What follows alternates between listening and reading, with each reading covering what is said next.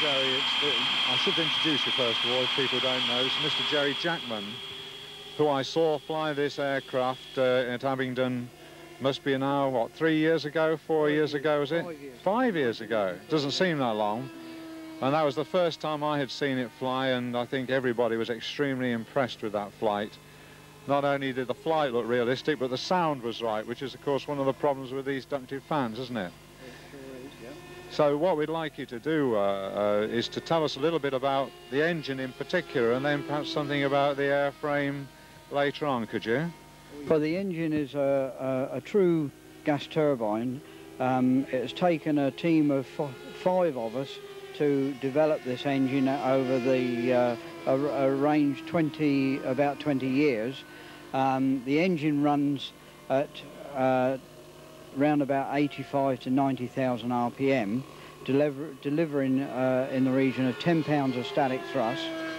It runs on liquid propane. It's got a separate oil system, and as I say, the engine weighs 3 3/4 pounds, and the model is in its present state 17 pounds. Carries around about 1 1/4 pounds of liquid propane, which runs for approximately 7 minutes, and the exhaust temperature on the engine is between 600 and 650 degrees centigrade. But the mechanics of the engine are now being improved, and we're hoping shortly that it will be in an everyday flying situation. Yeah, the actual fan blades, oh not fan, sorry, the impeller blades and the turbine blades, are these all integrally cast nowadays on a single wheel, or are they still machined as you were doing, I know, 5 or 6 years ago? Well, the turbine at the moment is once again a machined one, because we have redesigned the turbine wheel. We have tested cast integral turbines, which proved very successful, but on a production basis it's easier to machine one in a spark eroding principle, so that you can get the shape correct before you cast the prototype or the manufactured type. So we are hoping that the one we're using now is the end product, and we've improved the performance with the latest turbine wheel by some 20%. So everything is now running nice and cool at the back end. How long does it take to actually machine a wheel? In the region of 150 hours minimum. There's about 20 hours machining time. Because of the toughness of the material, we use a mnemonic for single one-off purposes.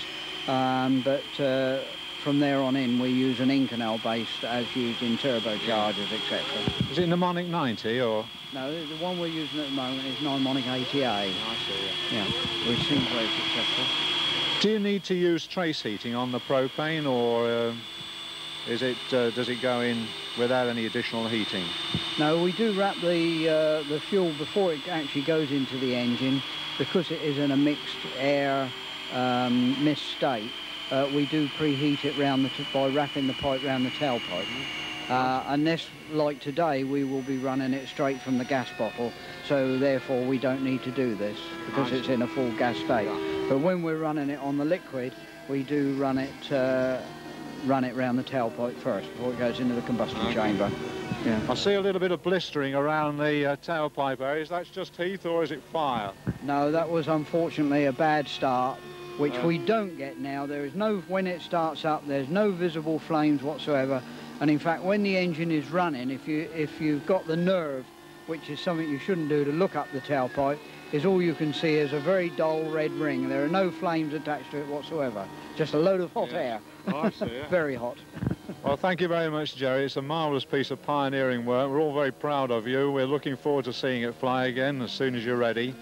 And in the meantime, I think we're going to witness a run-up of the engine later today, if all goes well.